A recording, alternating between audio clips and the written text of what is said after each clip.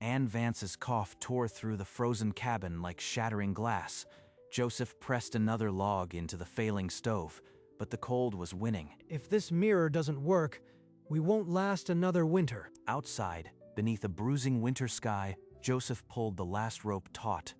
The giant reflector stood angled toward the cabin's dark south wall. It's aimed perfectly. If there's any mercy in the sun, it will find us. At the general store the next morning, George Harlow's laughter cut through the warm air. You are trying to catch sunbeams with a tin sheet. Joseph, that's the dumbest thing I've ever heard. The wall soaks up the heat. It stores it. I am not catching sunbeams. I am banking them. The next morning, at dawn, a blade of pale gold sliced across the snow and struck the polished metal. There it is. The beam transformed into a warm square of light on the dark wall, and Joseph allowed himself the smallest breath of hope. He reached out and laid his palm flat against the dark wood. The surface was warm. Not hot, but warmer than the frozen air. The storekeeper's joke echoed. You'll blind yourself before you warm your wife. Inside, Anne's cough still rattled against the silence. The stove fought, but the cold crept through the logs. Drink this. It's not much, but the wall gave us something. It's warm. Thank you. But a warm patch on a wall wasn't a cure. He saw the truth in her shallow breaths. The day passed. The sun's angle shifted, and the beam slid off the wall. By evening, the wood had cooled again. Tomorrow, the sun will be higher. A full day's light might bank enough heat to last the night. He returned to Anne and pressed another log into the stove. The glow barely reached her face. One warm day. That's all we need. He clung to that thought like a man clinging to splinters in a flood. The next morning, Joseph was back beside the reflector, squinting at the sky, adjusting the tilt with numb hands. George Harlow appeared on the trail, his fur coat dusted with fresh snow. Back at your sun catcher. You are the biggest fool in the valley, Joseph. Sunday foolery, that's what it is. Don't even look up. The wall will answer him soon enough. Then a different voice called out, younger and full of curiosity. Joseph, I heard about your reflector. Brought my kit, thermometer, notebook. If this wall really banks heat, I want to see the proof. Sunrise tomorrow. The beam hits strongest then. You'll measure it yourself, and the numbers won't lie. Measuring sunlight. That's worse than chasing it. You are both wasting time. George turned his back and trudged off, but Joseph kept his eyes on the mirror. Finally, someone willing to look past the laughter. Tomorrow, the truth would be in degrees. At sunrise, Paul clamped his thermometer to the dark cabin wall and held a second instrument out in the open air. The numbers separated like a revelation. 85 degrees on the sun-struck wood, and just 5 degrees in the frozen air. Joseph, your wall is nearly 100 degrees warmer. The beam isn't just lighting the wood, it's heating it to the core. For the first time, hope had a number he could believe in. Joseph pressed his palm against the dark wood and felt the stored heat radiating into his skin, tangible, real, and stubborn. This dark wood is a thermal battery. It soaks up the sun and releases it slowly. You are not chasing sunbeams, you are banking them. We might just make it. One cold night at a time. But that night, Anne's cough returned with a violence that shook the cabin's thin walls. Joseph held her shoulders as each spasm tore through her, and the day's hard-won confidence splintered. Was the wall's heat enough, or had he simply delayed the inevitable? Word of Paul's thermometer reading spread through the valley, but not the way Joseph hoped. A warm wall doesn't heat a room, Joseph. You are fooling yourself. It's not about the air temperature. It's stored heat, bleeding through the night. Stored heat? Sounds like you are storing up trouble for your wife, staring at that glare all day. The other townsfolk shifted uncomfortably, some nodding in agreement with George's grim assessment. Joseph turned away, but George's harsh laughter followed him out the door like a cold draft. Now they think I am putting Anne in danger. As if the cold wasn't doing that already. By sunset, the valley's whispers had turned against him. Even the ones who'd been curious wouldn't meet his eye. If people turn away, who will help when the real cold snaps finally come? Only Paul remained, a single ally in a valley that had chosen mockery over hope. 2 mornings later, Joseph cranked the heavy reflector frame to catch the shallow winter sun. The air so cold it hurt to breathe. Keep the beam centered. Every degree counts now. A sharp crack split the silence. A jagged fracture raced across the polished metal, and a section of the reflected beam vanished. Number. Not now. The mirror can't fail now. He tore strips of canvas and pried open the frozen tar bucket. His movements frantic, with raw, bleeding fingers. He worked the tar into the crack, laying the canvas over it, like a bandage over a wound. Steam rose from the patch, as the material froze almost instantly, but the seal held. It's a temporary fix. One good gust, and the whole thing could shatter. He stepped back and saw the beam, weaker now, but still pointing toward the wall. I'll need to find a better solution, but for now, this has to be enough. That night, the cabin felt colder, despite the stove blazing. Anne's shallow breaths were the only sound. He pressed his palm to the dark interior wall, feeling the heat drain. Outside, the patched mirror was failing its task. The patched mirror isn't holding the beam true. We're losing what little we banked. At dawn, a thin haze veiled the sun. Joseph cranked the reflector, trying to catch every sliver of light. Even the sky is starved of warmth. The world is against us. He returned inside and pressed his hand to the wall again, but the wood remained stubbornly cold. Paul arrived with a new instrument case and a look of focused concentration. Joseph, I've been charting the wall's temperature overnight. The key is how slowly it releases stored heat. He unfolded a graph, the decline rate gentle when the beam had been strong, a steeper drop now. Maybe the real test isn't the beam itself. It's how long the wall can hold what it gets. Then, as if winter relented, 3 days of cloudless sky arrived. The mirror burned a steady beam onto the dark wall. By sunset each day, the wood was still hot to the touch. Joseph pressed his palm against it and let the warmth seep into his bones. Inside, Anne sat up in bed, sipping broth without a cough. For the first time in weeks, color touched her cheeks. We've turned the corner. The mirror is working. She's getting better. But Paul's meticulous measurements told a different story.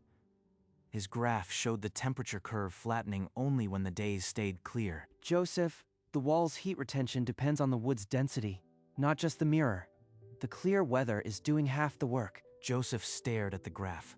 The steep decline on cloudy days was undeniable. 3 days of overcast would drain the wall completely. We haven't tested this under a real cold snap without sun. The warmth we have now is a gift from the weather, not proof the system is solid. So it's all just weather luck. One stretch of clouds, and everything we've gained disappears. The hope that had bloomed now felt like a trap, one that could snap shut with the next storm. Look at Joseph, gloating over his suncatcher. Even a dead cat would be warm in this weather. A traveling weatherman overheard and shook his head. Enjoy it. A clear, cold snap like this often drags a blizzard behind it. A blizzard after a clear snap. The mirror would catch maximum heat, but the storm could destroy everything. Joseph, we need to reinforce the reflector frame. High winds will tear that patch right off. Then we do it now. Every rope, every stake we can drive. They hurried outside. The first dark clouds gathered over the mountains, heavy with threat. If that storm hits before we're ready, all our stored heat will vanish. I'll bring extra rope and stakes. We can brace the frame against the wind. Joseph nodded, already picturing the tie-downs they would need. The low sun cast long shadows as they began. Tonight, we prepare. Tomorrow, the storm can come. We'll be ready. For 2 days, Joseph and Paul drove stakes and knotted ropes until the frame became a web of tension against the coming wind. They used the cabin's draft horse to pull the anchor ropes tight, burying each anchor deep in the frozen ground. Anne watched through the frost-free window, her face pale, a silent question hanging in her eyes. Is all this enough to keep us alive? He stretched so thin. George Harlow passed by on the trail and stopped. He said nothing, but his usual scorn was gone, replaced by unease. Paul held up his crude anemometer as the first wind gusts arrived, testing their work. 20 knots already. The blizzard will be on us by nightfall. Joseph grabbed the frame, feeling the wind yank at the ropes. The reflector shuddered but held fast. We've done everything we can. Now it's in the hands of the wood and the mirror. The sky curdled to iron gray, and the first snowflakes began to hiss across the reflector's face as the cold snap deepened. The mirror still caught a fierce beam through the wind-driven snow, heating the dark wall to an almost painful glow. That night, with the outside temperature plummeting to 20 below, Paul clamped his thermometer to the interior wall and waited. Joseph, the wall is still at 45 degrees. The stove's out, but this wood is radiating heat like a living thing. It's more than we ever hoped. The darkness outside, and yet warmth still seeping from the wood. Paul's graph showed a slow, steady decline, nothing like the steep drops of earlier nights. The wall was discharging its stored day. This isn't just a warm spot. It's a thermal battery, charging all day and bleeding heat all night. You've caught winter, Joseph. Joseph pressed his palm to the dark interior boards, feeling the stubborn warmth that refused to die. For the first time, he allowed himself to believe. If this holds through the storm, Anne will live. Outside, the wind shrieked. The storm front was now a black wall swallowing the mountains. The real test was just beginning. The battery was full tonight, but tomorrow the blizzard would try to rip the charger away. The morning broke with a sun so bright it stabbed the eyes. The mirror's beam a solid bar of fire on the dark wall. Joseph brought Anne outside, placing her palm flat against the heated exterior wood, where the stored sunshine felt like a living pulse. I haven't felt this warm since autumn. It's like you trapped the sun in the wood. She's stronger today. If we can bank a full day's heat, she might weather the storm. Paul packed his instruments, promising to return with fresh graph paper when the skies cleared. Anne watched him disappear down the snow-laden trail. I'll be back after the blow. Keep that wall fed, Joseph. After Paul left, Joseph circled the reflector, tightening every knot, checking the patch, driving one more stake into the frozen dirt. Every knot must hold. One failure, and the battery drains. Then the wind died. The silence that followed was more terrifying than any howl. He went inside, his hand resting on the latch, knowing the next sound would be the storm's arrival. The first howl came like a wounded animal, and within heartbeats the world outside vanished in white. Through the snow, the reflector frame bucked and strained, the ropes vibrating with dangerous tension, but somehow a sliver of the golden beam still cut through the chaos, painting a faint warmth on the half-buried wall. Inside, the window rattled like a dying thing, and snow cascaded off the roof in avalanches. If that frame breaks, the beam dies, and this wall will bleed its heat into nothing. He pressed his palm to the warm wood, feeling the temperature drop slower than the storm outside. Another gust roared across the field, and the reflector groaned, a sound like bending metal. The outside temperature plummeted, and icy fingers of wind clawed at every seam of the cabin. Hold together. Just hold together. Helpless, he watched the white fury swallow the world, knowing the next hour would decide everything. A monstrous gust shook the cabin like an explosion, and through the snow-lashed window, Joseph saw the main rope snap. The main line. The beam is gone. The golden square on the dark wall flickered and died. The reflected beam had vanished into the white void. Joseph tore his coat from the peg, his mind already firing with the desperate geometry of tying a new knot in a hurricane. Don't go. If you fall out there, I have nothing. She's right. But without the mirror, the stored heat won't last the night. The wall still has warmth. Trust what we've stored. He looked back at her, frail in the bed, then at the dark wall still radiating its faint, stubborn warmth. If I go, I might die. If I don't, she might die, which is worse. His grip tightened on the frozen iron, but he did not open the door. Paul's words returned like a flare in the dark.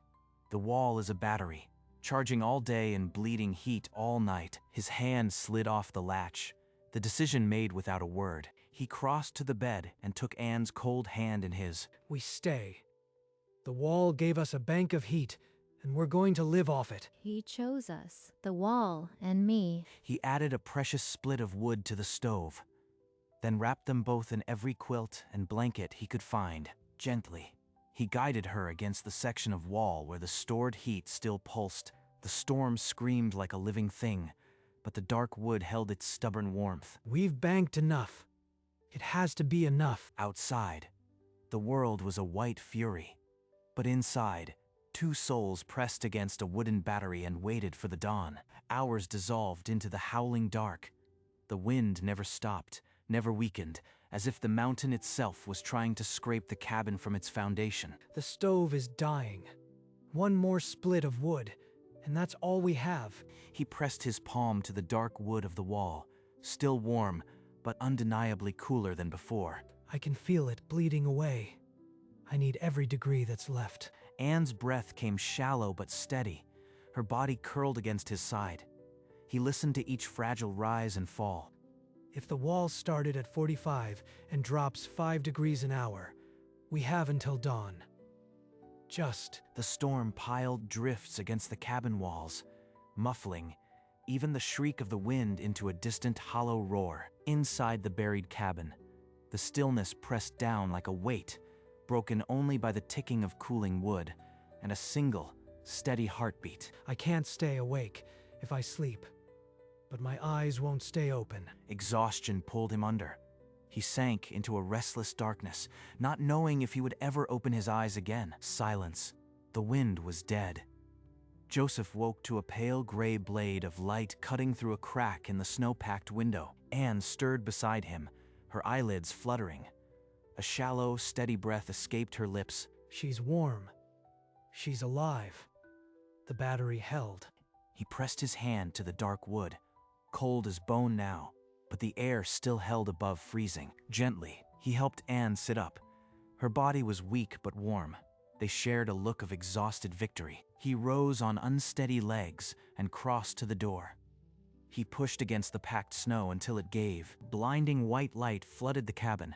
The blizzard had passed. The sky is clear. The storm is gone. He didn't look toward the reflector yet. He needed one more moment with Anne breathing safely behind him. Now, to see if the charger survived. Joseph plowed through the drift to the reflector, his heart hammering against his ribs. The frame was bent, but unbroken. The polished metal shone unscathed. Only the canvas patch had torn away. It held. The mirror held. A figure appeared across the white expanse, snowshoes sinking deep. Paul's face was alight with pure astonishment. It held. The angles held. They embraced, pounding each other's backs, laughter ringing across the silent snow. Then they turned toward the dark wall. The morning sun was already coaxing a faint golden warmth onto the wood. We survived the worst blizzard the valley's ever seen, and the charger still feeds the battery. Paul pressed his palm to the wood and grinned. The warmth was already seeping back into the grain. The sun catcher had passed its trial. Joseph's winter bank was open for business. Across the silent snow, a hunched figure staggered toward them. George Harlow, frost clinging to his beard, his face raw with desperation. My cabin. The storm froze it solid. My wife's chilled to the bone. I don't know what to do. I saw your wall was warm. The mirror, it's still standing. How did you do it? The dark wood soaks up the sun, stores it like a bank. All you need is an angled mirror and a south wall. George stared at the mirror. The wall, the laughter long gone from his eyes. Can I build one? I'll trade anything. Lumber, labor, please. No trade needed. We'll help you set one up. Paul knows the angles better than anyone. Paul stepped forward, already unrolling a detailed sketch of the reflector frame. These angles will work for your south wall. We'll need 2 clear days to build it. The man who had mocked the sun trap now stood ready to beg for its blueprints. Joseph caught Paul's eye and gave a single nod. They hauled salvaged sheet metal and timber to the south side of George Harlow's cabin, where the snow lay deep but the sky stayed clear. Joseph and Paul directed every notch and lashing while George hammered, his earlier arrogance replaced by silent, desperate labor. Tilt it just 2 more degrees. The low winter sun needs the exact angle to store all day. When the last rope was tied, the morning sun finally caught the polished metal and threw a burning square of light onto George's dark south wall. George stepped forward and laid his bare palm against the wood. His eyes widened as the trapped warmth pulsed against his skin. It's real. The heat, it's really inside the wood. By midday, neighbors saw the bright beams crossing the snow from a second cabin. Curiosity began to replace suspicion. Paul pulled out his notebook and began sketching a simplified diagram, a blueprint anyone in the valley could follow. One mirror saved Anne. Now a valley full of them could save everyone. The winter sun answered George's plea, and across the valley, other eyes began to watch the light. A week later, Anne stepped outside on her own, her thin hand resting on Joseph's arm. The winter air bit, but the sun was generous. The warmth. It's not just the air.